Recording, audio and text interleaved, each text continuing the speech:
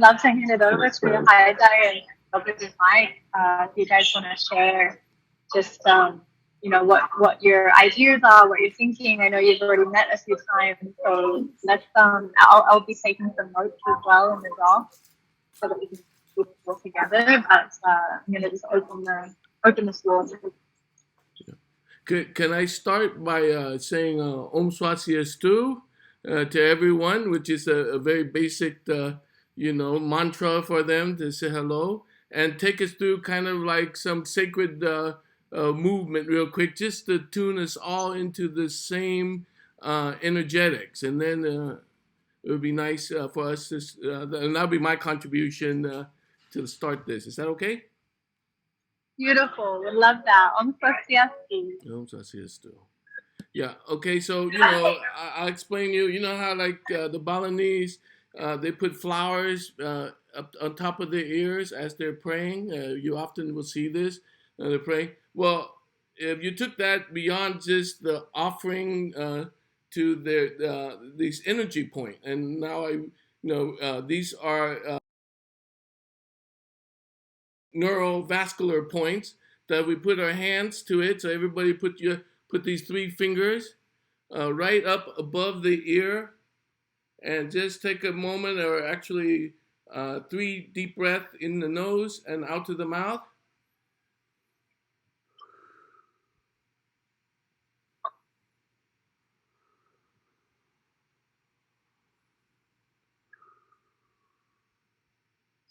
Okay, perfect. Second, if you see all the Balians or all the high priests, they wear this udang on top of their heads. Well, a lot of it is to believe that with the antenna in the back. Normal people wear it with the antenna in the front, but high spiritual people believe that we get it from the back. Okay? And so, because we don't have udang, and another technique we can do is put one hand to our head and the other hand covering the top of her head and covering the side on the top. This is on the top of your head. And let's take 3 deep breaths.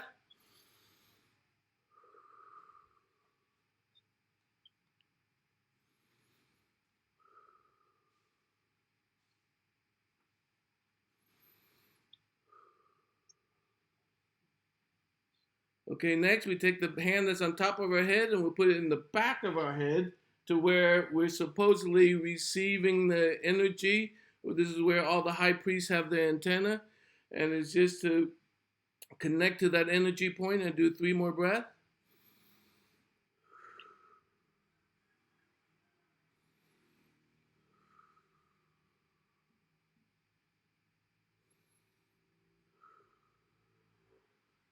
Okay, and now we have one more, which is to be able to tap our neurovascular, which is that line, the vascular belt, the neurovascular belt here to the under your eye. Okay, yeah, you can tap it or just touch the two, just to bridge to focus on the vision. So now we focus on the next 3 breaths on our vision and clarity and how we want to connect to each other with such clarity and heart. And now just bring that right to our heart.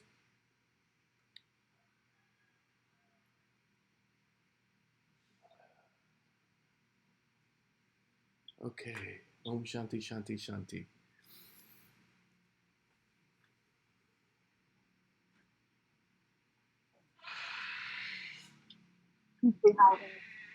Good to see you, buddy. Good to see you, Michael. A long time. Of course you're here. No kidding. Of course you're here.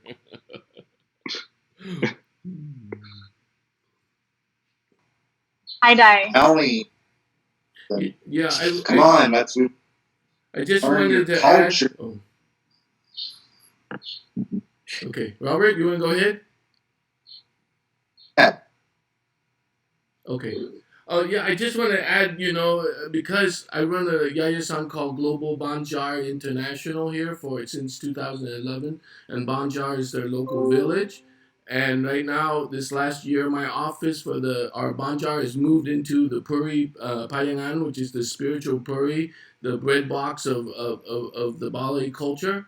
and they have just recently, in last week, committed to starting our own global banjar. That means we can have a pretty much our own boule banjar, where just like their banjar of 200 families or community, we can have a have a say in all the Balinese meetings and at the adat level.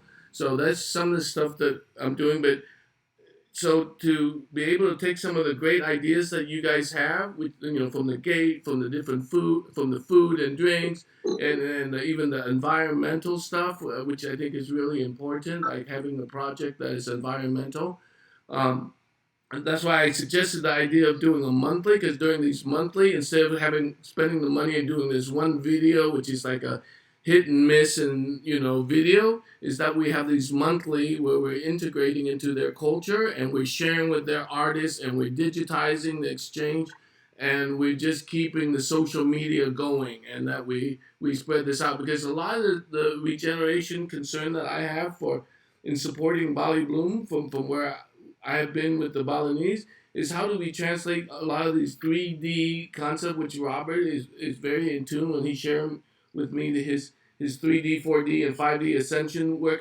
I that completely resonate with me, because at the Balinese level, that's what we're resonating at. We're resonating at the energetic level. So, like for example, the gate. Like the gate is the portal into the thing. Collaborating with the local people with the gate creates these, because a lot of times the disconnect between culture is these perceptual prediction. What we think culture is and what they think culture is two different things. And it's not so much what we can explain to them, is how much they interpret what we say in their own perceptual prediction. So using perceptual prediction, especially energetic perceptual prediction, and that's how I got to them. I got to them because I learned the cosmology of the Balinese calendar. So when I talk to them and I say certain date, I could tell them exactly what energy is in that day and what behavior. And if you're at the, even at the king level, that's what, and the high priest level, that's what they follow.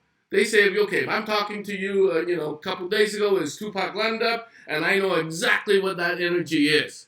And so, and that's, they live at that energetic. So, I'm mapping out the 4 days of our of Bali Bloom, so that way we know what energy we're celebrating on those 4 days, and then from there work backward into these monthly where we can gather with them and talk to them about the gates, talk to them about food and drinks. I think food and drinks, forget about to me, like the 5,000. See, these are perceptual prediction. The 5,000 meal is probably going to be the most nutritious and healthiest meal on the menu. Okay, because there's a lot made with herbs, and a lot of, if you use Balinese nutrition and the way they make food is really healthy, and then a lot of their food and drinks is awesome. Same with the energetic of working with the environmental. There's a lot of environmental project that I'm working on right now, from the highest level, which is the lake, the big problem right now with the lake, and also out to the ocean. We kind of I did the case study, the bio rock and the seaweed, over a decade ago, maybe 15 years ago. And of course now the ocean, based on global climate change, is too hard to fix. I mean, for us, it's like, so we went up mountain, so from ridge to reef, or from reef to ridge. So I'm working with the highest priest up there, and all the kings in Bali is supporting us with the environment of trying to fix the problem of that lake, which is has been depleted. Thank God for COVID. It recovered some of that water, but still, there's a lot of poison from all the farming that goes around that lake that needs to be looked at. And they're willing to give us land to prototype stuff, right in front of the top water temple in Bali, where every Balinese has to go to this temple, at least once or twice a year. So like I said, I think all these ideas are great. I think it's just a matter of translating this and creating these perceptual prediction understanding, so that way we're speaking to them or connecting with them at the energetic level. What does that mean at the energetic level? And for us here at Global Banjar International, we just follow the calendar, even to the day we meet with them, And when we go into that meeting, I know the behavior of that day, so I just slam it down on the table, and I tell kings and high priests that these are the topic we should discuss, and it's on these days and these behaviors. It's 16 hours. And they're very supportive once we speak to them at that level, because that's a calendar that I've been using for thousands of years. So just to wrap it up, I think, all these ideas are great. Giving tickets away are great, but I think it's just a matter of connecting with them at the energy. And that's why I recommend the monthly, where, okay, we talk about, let's say the first party is about the gate. I can have the king send out, a note to all the Banjar saying, send us your best gatekeeper and come to and show us and do it. We can even have it like something at that level. We're going to have a mini festival, 1-day festival. And I can pick the right day to talk about the gate, especially if it's in line with the 4 days of celebration that we're talking about. So the king will send it to them saying, this is a good day to talk about the gate. Anybody with ideas or would want to come. And we can do this online too. So it's digitized and documented, because I think this is very important to digitize and document everything and show it every step of the way. So the Balinese know that, okay, our gate idea, like we're giving away these tickets, not to give, but we're awarding these tickets to the best gatekeeper, to the best, food makers, to the best, environmental projects that can come and represent. And I think it's, as long as we nail them on those energetics and especially present them on the right day, they will follow. I mean, that's why, they're the only culture up to the 21st century that hasn't been unchanged. They're still doing the same stuff they do now 1,000 years ago and thriving, because they just follow this behavior calendar. And so if we follow this behavior calendar and nail them on those days, on those behavior, they have nowhere to, they can't say no, because that's the highest order. Yeah. Okay. Sounds great. What I would love from you practically, if you guys, you'll notice as you speak with me, I like things that are very just like, what are the steps to actually do these things? I love to talk, but I like to do a little bit more. And so something I would really love, if you could if you could take all 4 days and give me a brief synopsis of that energy, that calendar. Mm-hmm. And because I can integrate that into the website.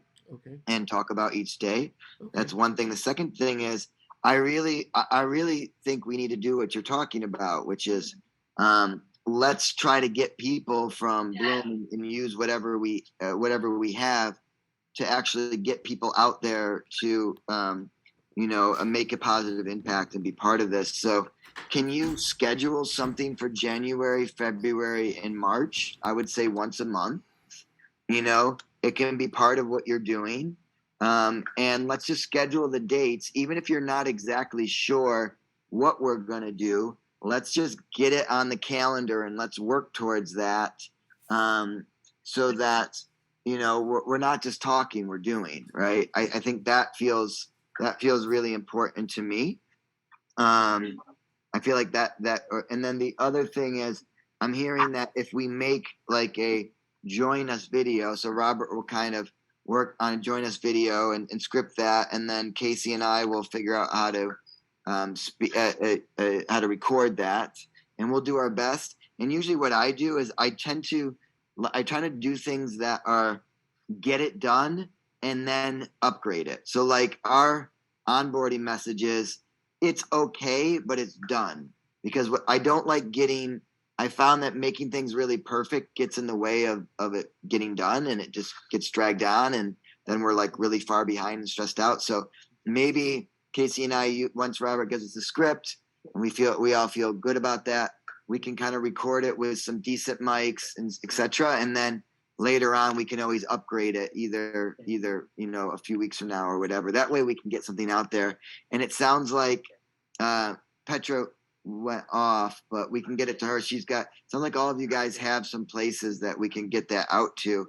So basically the video, Robert, you're thinking it's like, what we're trying to say is we're doing this, and we want to be integrated, and that's kind of the messaging. And are they, for me, I really want to make sure the thing with Bloom that's really crucial to me at a base level is that everyone contributes something, because we know, for those of us that have been to Burning Man, that there's something, and I'm not trying to, copy Burning Man completely, but I want to take that concept of like, and we don't need to be spending, when people go to Burning Man, they're spending thousands of dollars and months and etc. And that's awesome. I don't even need to go that far, but like, I want everyone to be contributing something. And I have found, and Michael, maybe you have also found this, it's kind of a big jump to get people to sort of, the culture isn't as established here as it was for me in New York.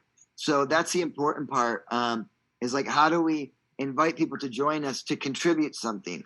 I don't care what they contribute. I just care that they're contributing something, because you feel like you have an ownership when you're part of something. And I just want to make sure that everyone feels that way. So, so we're going to need to, I don't know if this is going to be a hard hoop to jump through. But I just want to like communicate. That's really how many people do you bring in? I mean, we are going to maximum that we're going to bring in is 1,000. I think realistically, it's going to be, it could be 500, it could be 300, it could be 750. Or if I were to take a guess, and can just anybody buy a ticket, or no? Is there any kind of like, no, good. So it's like a little curated, somewhat. So yeah, we were talking about doing a vouch system. The education around that has been a little complicated. So what we've done is we have this contribution form. So everyone coming through the doors, even from local people, even Indonesians, will have this completed into an Indonesian form. Yeah, that's what we did with Bali Burn. We had it so that you had to almost write about yourself and introduce yourself, and you were accountable. We knew who you were. We knew who your friends were, and we gave each person a number, and they had it on their bracelet. And we actually had all the local beach kids make all the bracelets. So we laser etched all the numbers and had little holes on it, and then we gave them to the little girls, and they put them in there as a charm on each bracelet. So everybody got a bracelet with a number. So if somebody was doing something stupid, like, oh, it's number 37, you're blah, blah, blah, your friends are blah, blah, blah. This is how we know you. This is how you're related to this whole group. Now, it gets harder when you get to that number. We only had 200 people. When you get to 500 and higher, it's harder and harder. But one thing that we got all the time was people were always writing us saying,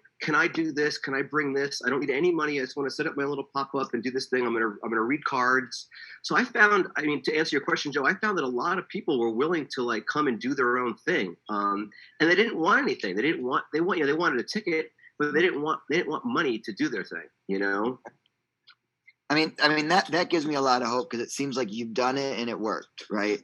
So to answer your question a little longer, Michael, is basically what we're saying is you have to fill out you have to watch this video and fill out this contribution form, right? So that is, and originally we needed a vouch for that, but then we realized anyone that's going to take the time to watch us and fill this form out and say what they want to contribute is vouched for. Yeah, like.